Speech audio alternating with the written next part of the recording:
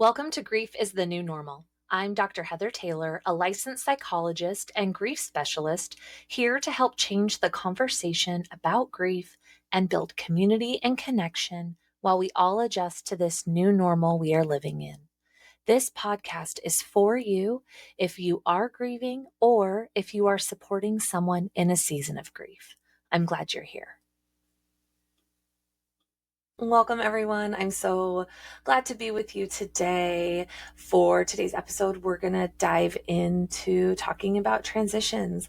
With summer starting to wind down, it's especially feeling that way up here in the Pacific Northwest with the weather change. Apparently, it's the coldest it's been in August since 1947.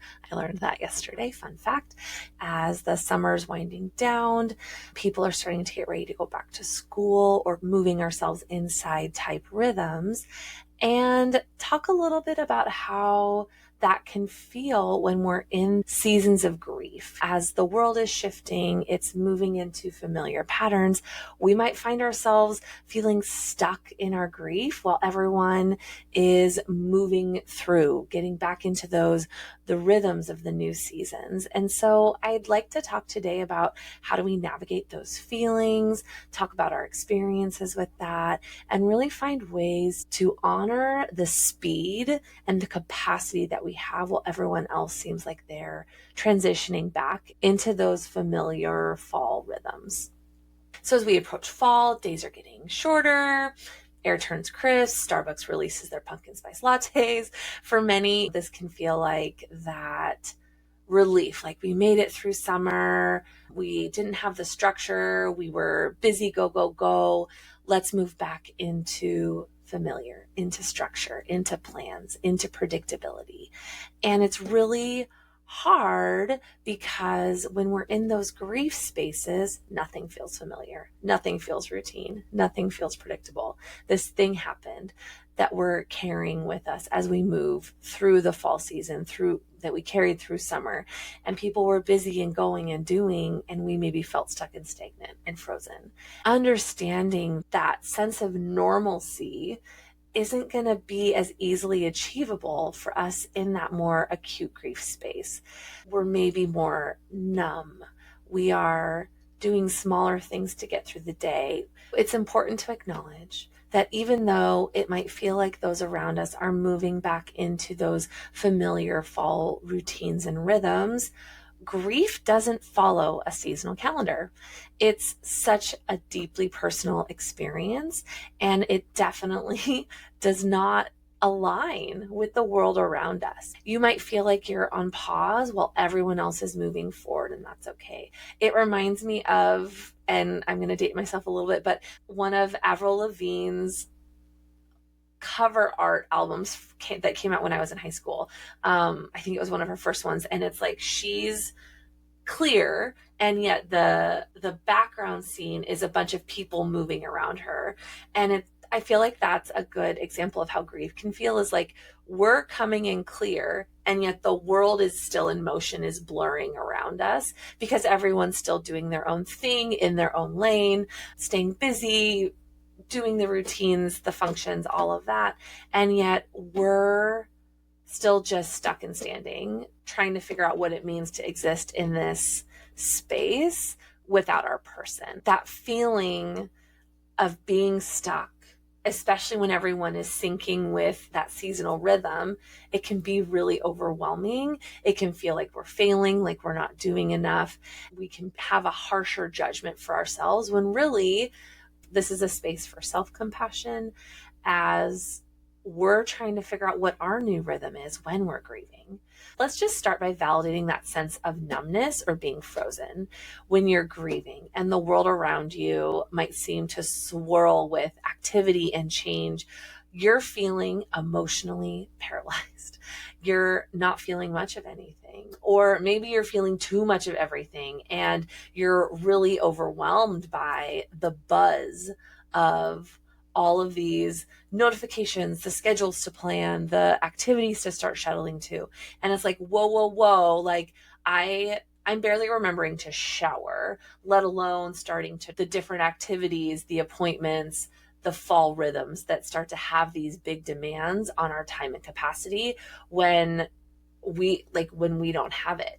And this is a normal reaction to grief. Your emotional state might not always reflect the external shifts happening around you. And so it's really crucial to be kind to ourselves during these times and recognize that just because we're not moving at the same pace as the world doesn't mean we're not making progress or moving through our grief in our own way. Sometimes those movements can be really small. It can sometimes be bigger leaps. It can be a dance of moving back and forth. We talk a lot about how grief comes in waves. You might be in a bigger acute wave space, or you might just be having more gentle waves right now, or maybe you're actually just stuck standing on the shore and you're just watching life move by and the waves coming in and out. And that gets to be okay too. There's not one right way to navigate this season. I remember when I was working with a client a couple years ago, they'd lost their partner and were just feeling really overwhelmed as autumn approached. The leaves changing, they loved experiencing the colors of fall together. They loved back to school. I always think of You've Got Mail and bouquet of freshly sharpened pencils. And it just seemed like constant reminders of what they had lost, that they didn't have their partner with them to navigate that back to school season. And they really struggled with comparison of their grief with how others maybe were being perceived as coping, quote unquote, better or quote, coping differently in a way that it seemed like they were still able to check off their to-do list. And my client was just really struggling with that. And we really processed what it means to compare our grief and understand that our grief experience is unique to us, to the stage of life we're in, to the person that we lost, to who they were, to how they passed. All of those things we use to help empower my client to reduce the desire to compare. We talk about grief as that spectrum, right? And some have that more internal experience, some have a bigger external showing of grief. And she was a much bigger externalizer, the emotive style, the intuitive style of grieving. And one of her best friends who had experienced a different loss was more of an internal, instrumental type griever. Their grief experiences looked really different, and they were falling into the structure and routine of fall in different ways. And so I think acknowledging that our grief is going to be unique for us, regardless of what season we're in, and that gets to be okay. We really focused on how do we make small, manageable goals to navigate this season. I think that client, it was really grounding to help them figure out what are the routines that are going to help me feel like I can cope, like I can navigate this season when I'm feeling overwhelmed, when there's such a clear pull to get back up in the hustle and bustle of fall. And just, what if we work on grounding? What if we work on, we have one or two priorities to do for the day, and that gets to be enough. And one of those can just be making sure your kids get to the bus for school, and that gets to be okay. In a similar vein, thinking about comparison, let's talk about what it's like when we compare our grief journey to others and how that can affect you. It's really common to look at others who might seem further along in their grief process, and you might start to wonder why you're feeling stuck. This comparison can be particularly difficult when dealing with seasonal transitions. Those in the more acute stages of grief might feel that stuckness more intensely, while those who are further out from that primary death event might not notice it as much. And yet, those who have been grieving for some time, they can be surprised by how seasonal change can trigger one of those grief bursts, one of those sneak attack waves. The key is recognizing that grief is not a linear process. We talk about this all the time. There are no stages. It is not a clear beginning, middle, and end. Grief doesn't go away. It just gets different. Understanding that our grief is not linear, especially when we're looking at seasonal changes, it's really important. Grief, it's like a spiral where you might revisit certain emotions and experiences as time goes on. The spiral doesn't mean you're moving backwards. It's just part of how you're processing and integrating your loss. Being really gentle with yourself and allowing space for those different emotions is crucial. I also want to take a minute and acknowledge the non-death losses that can happen when we're talking about fall transitions, whether that this is your first year empty nesting, like you didn't have a kid to send off to school on the first day, or you haven't been able to conceive and have grief around your fertility journey because you're seeing friends sending their kids off to school or getting in those fall rhythms, and you're feeling like you're missing out, like you're not on pace with your friends, with your community, and the grief connected there. All that to say, there are plenty of non-death related losses that can come up and feel just as acute in these transitional season spaces. And I just want to take a minute to validate that those have just as much weight and are just as hard to carry as we navigate moving into fall. Let's talk about challenges around executive function when we're in a grief state. Grieving can make everyday tasks like getting people to appointments, keeping up with daily routines feel monumental. The amount of clients I've worked with who struggle with brushing their teeth, with showering, with remembering that they have a dentist appointment or a doctor's appointment, that they wanted to write down a plan for 2 months from now and they forgot to put it on the calendar. The emotional weight of grief can really impact our motivation and our ability to manage these responsibilities that maybe didn't seem hard to manage before. That's not even factoring other mental health struggles that people might carry that may get exacerbated when you're in that grief state. You might feel really overwhelmed by demands of daily life while navigating your own grief. I've had a number of clients share the tasks of remembering to schedule or prioritize the ever-growing to-do list felt nearly impossible while grieving. So one thing that I really like to use with my clients, I call it ABC prioritization. You make your brain dump of things you have to do. And this can be anything from like, I need to sort the socks in the basket that just collects the socks on top of the dryer. I need to do laundry. I need to run to Costco. I need to make sure I've filed my quarterly taxes for my business. I need to call and schedule a hair appointment. Whatever those tasks are, you brain dump them onto one sheet of paper. And then you're going to prioritize. Maybe print out. I'm old school. I love print. I like print paper copies. I've got a paper planner. I love paper versions of things. That extra level of visibility is helpful. I know not everyone is that way, and that's okay. You can do this in a electronic calendar as well, or your iCalendar, whatever you use. The goal here is to make our ever-growing to-do list more manageable. And what do we like to do when we have a long to-do list? We like to check the easy things off first. However, that doesn't serve us when we have these bigger tasks that might take a little more mental energy, and it keeps growing. The weight of them grows as we keep putting them off. We use the ABC method. For each day of that week, you're going to write an A, a B, and a C. So for your A, that is one task that must, no matter what, get done today. Whether that's sending off my details to my accountant for my Q3 taxes. Clearly that's on my brain because those are due soon. So whether it's that, or whether I need to call and schedule a mammogram, or I need to call and schedule my kids a dentist appointment, one thing that is your no matter what task that you're going to get done today, you're going to assign that to A. And then for B, you're going to pick one or two things that you need to get done, but they are not as important as A, and you can't do them until A is done. So you can have one or two items for B. And then for C, you're going to put maybe 6 to 8 things you'd like to get done that day, but you can't touch those tasks until you have done both A and B. And then you can roll them in to the next day. So say all you got done was A, great. You made your goal, you did the priority task. You can roll the B tasks into A for the next day and maybe bump up a couple things from your C list. So it keeps the rolling to-do list in motion. It gives you a chance to check those things off, and you're at least getting that one most important thing done for the day. And that's really important. And that can help with making it small, making it manageable without just doing the easy tasks and then the stress of the bigger tasks persisting longer than it needs to. Another strategy that can be helpful if ABC doesn't fit for you is just breaking tasks down into smaller, manageable steps.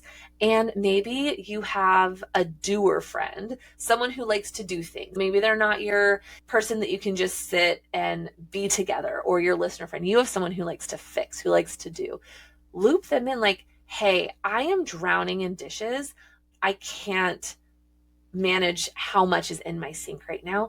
Do you have an hour you can come over and help me? And I'll be in the same room with you. We can do it together.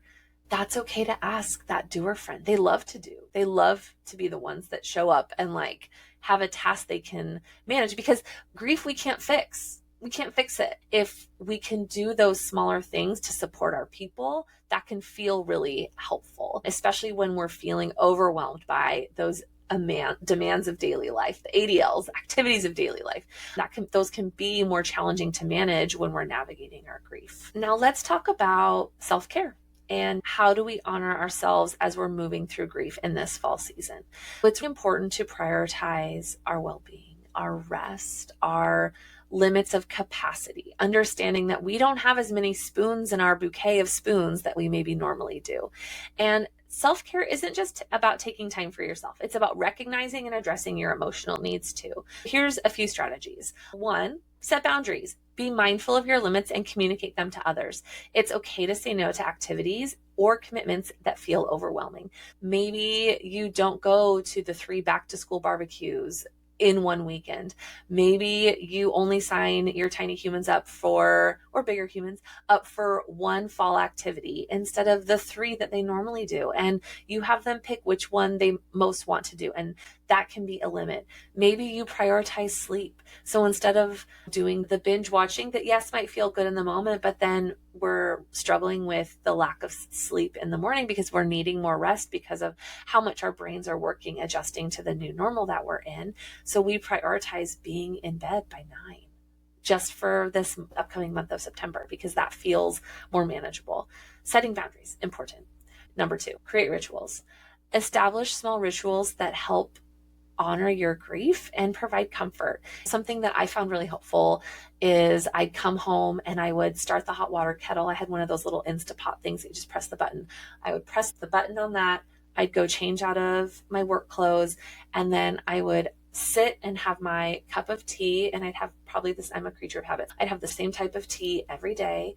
And that was just my routine and part of my ritual with grounding myself after being on for everyone else all day. And I would just sit in my cozies and have my cup of tea. It could be getting outside and taking a walk around the neighborhood.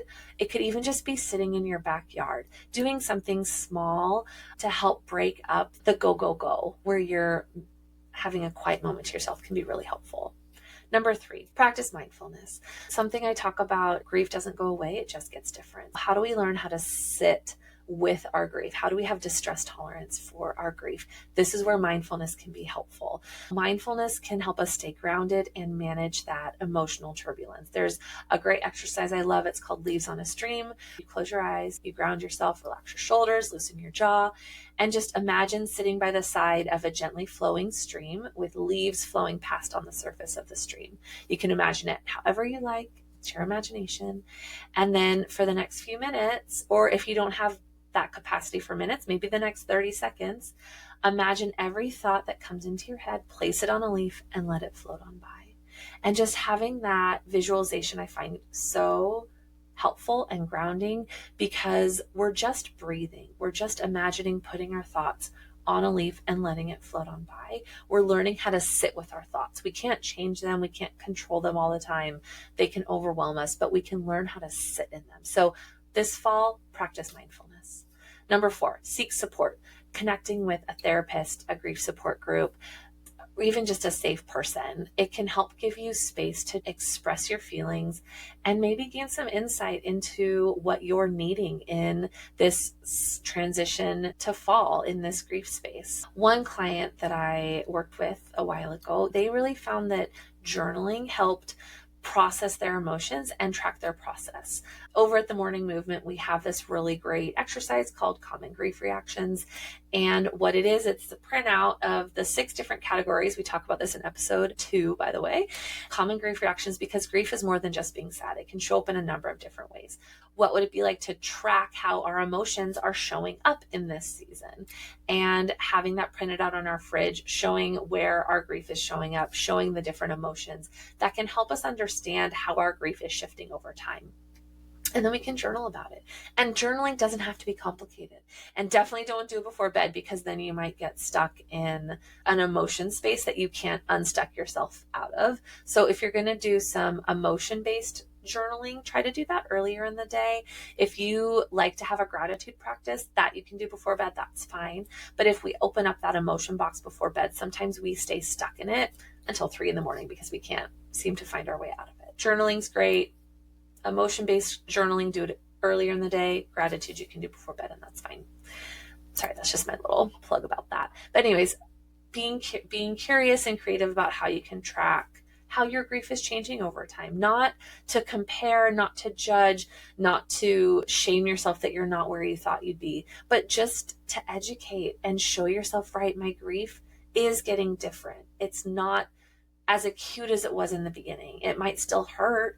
It's just going to look different over time. As the seasons change and you're navigating your grief, remember to be kind to yourselves, recognizing that your experience with grief is unique to you, and it's okay to feel stuck or overwhelmed.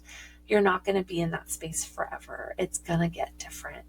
Grief has its own rhythm. And as we're trying to understand what that looks like, what that is, it's important to honor that our needs are going to change just like the seasons do. Thank you for joining me today. I hope some of these strategies were helpful. And remember, you're not alone. It's okay to seek support and take care of yourself as you're navigating your unique grief journey. Remember to be kind to yourselves today, and I'll see you next time. Opening and closing music is provided by the Datacorns. Remember to follow along either through your favorite podcast platform or on Instagram at Grief is the New Normal. If you are interested in collaborating, organizing speaking engagements, or you'd like to be a guest on the podcast, please feel free to reach out at hello@griefisthenewnormal.com. Thanks.